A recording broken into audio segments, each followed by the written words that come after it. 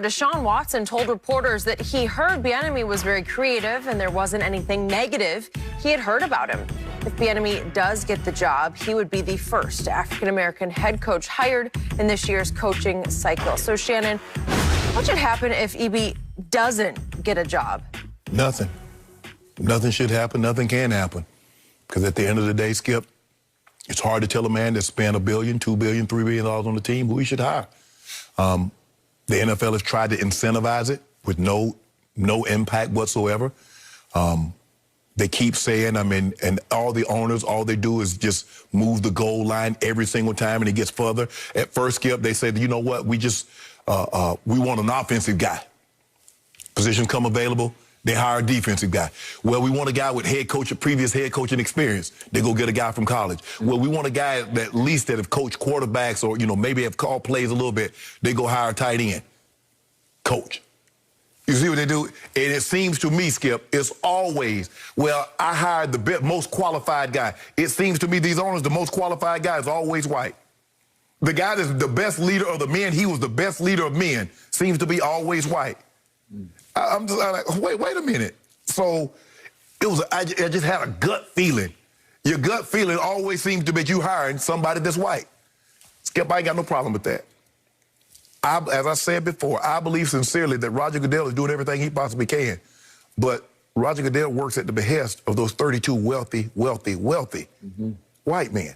Now, unless we get some black ownership, Skip, an NFL team doesn't come up for sale very, very often. Normally when it happens, party passes away. Sometimes the family's like, okay, we want to keep it. Sometimes they sell. We saw the Carolina situation, and that came up for unexpected reasons. But $2.4 billion, and I think it was Tepper that snapped it up like that. There's not a whole...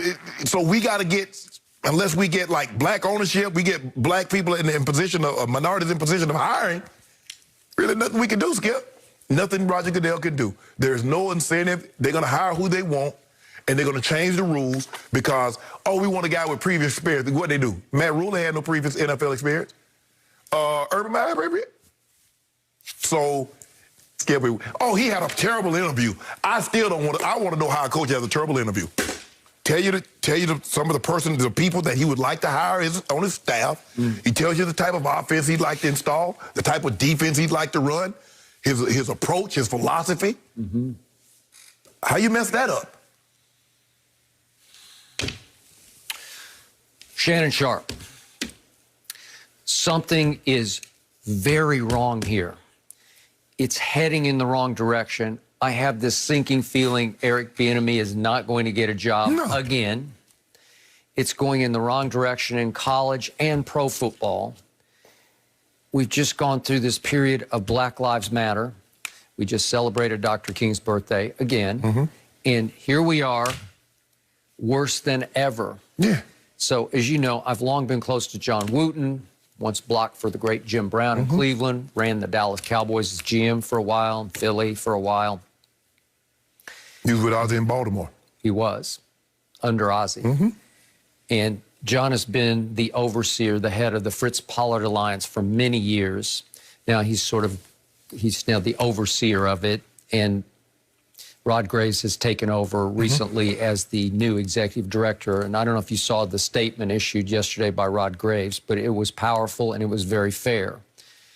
And his point was in the statement that the pipeline of black coaching candidates is as strong as it has ever been. Yes. And I love this line. It is unfortunate that the performances of coordinators like Eric Bieniemy, Todd Bowles, Byron Leftwich, Leslie Frazier, and Joe Woods, don't sleep on him and the job he did in Cleveland this year with their defense, may not meet what appears to be the quote-unquote ever-evolving standards, whatever those are, ever-evolving standards for becoming a black head coach in the NFL.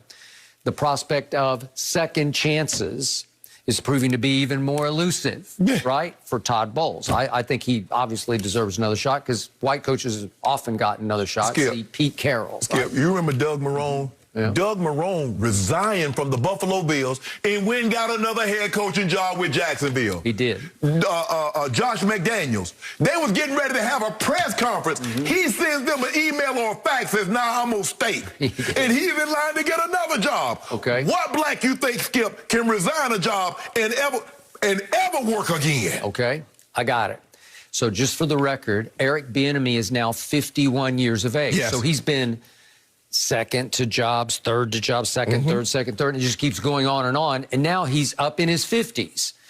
What has been happening, what has driven my friend John Wooten the craziest of late is that so many white guys have gotten head coaching jobs in their 30s. Yes! I'm going to go down the list quickly. Go ahead. Sean McVay. Kevin Stefanski. Again, I'm not saying they didn't do well, but they got a shot, right? And they're in their 30s. Joe Judge was only 38 years of age when he got the job in New York. He called plays?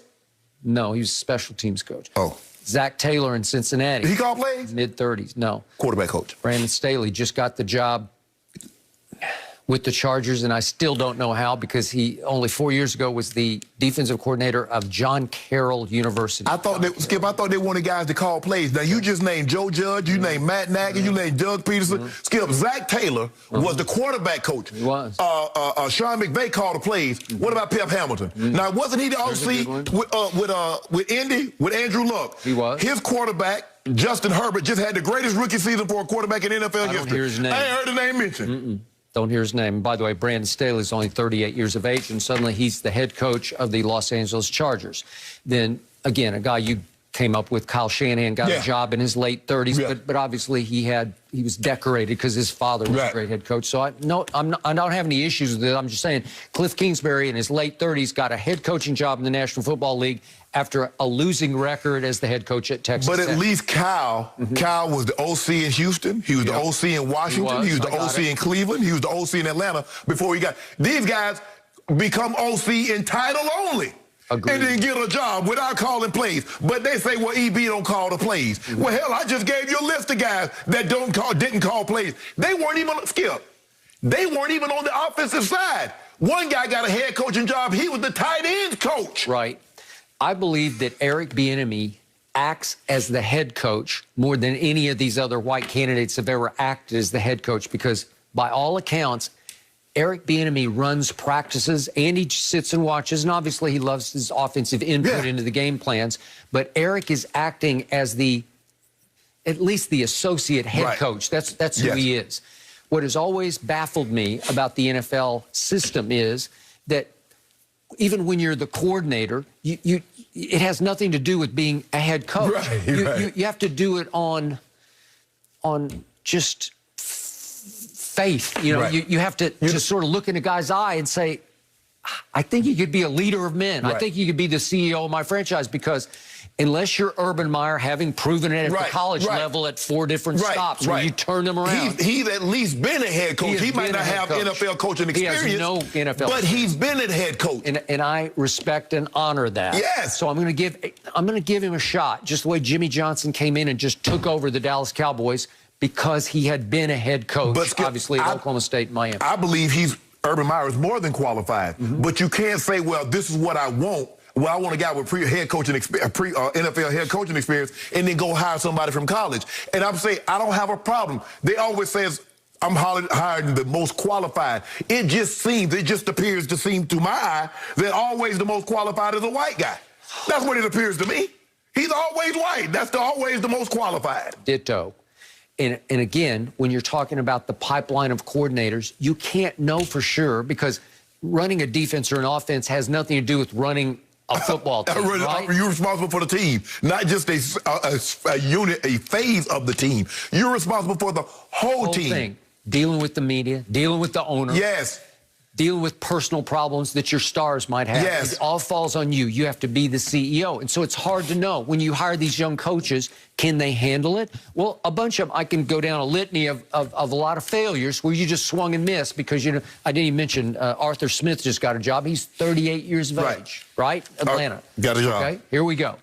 So Rod Graves ended his statement yesterday, a resounding statement, with this paragraph, and I don't want to make too much of it because Rod Graves did not make too much of it.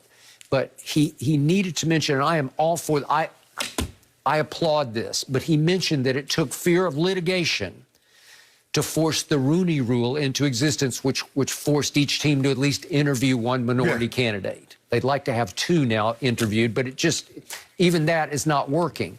So he just said that the reality of this is that maybe at some point down the road, it could take litigation, public trial and open court to make a real difference. Well, trust me, I know these people at the Fritz Pollard Alliance. They're a partner with the NFL. They don't want to go to court over this. No. It's the last thing they want to do. No. They want this to open up on its own. Right. They want owners to do the right thing. They want Roger to be able to, he can't coerce owners to do it, exactly. but to continue to encourage, which he does. Yes. And hopefully this thing will turn around naturally, but it is going so wrong because what did he say in the statement? I think it's...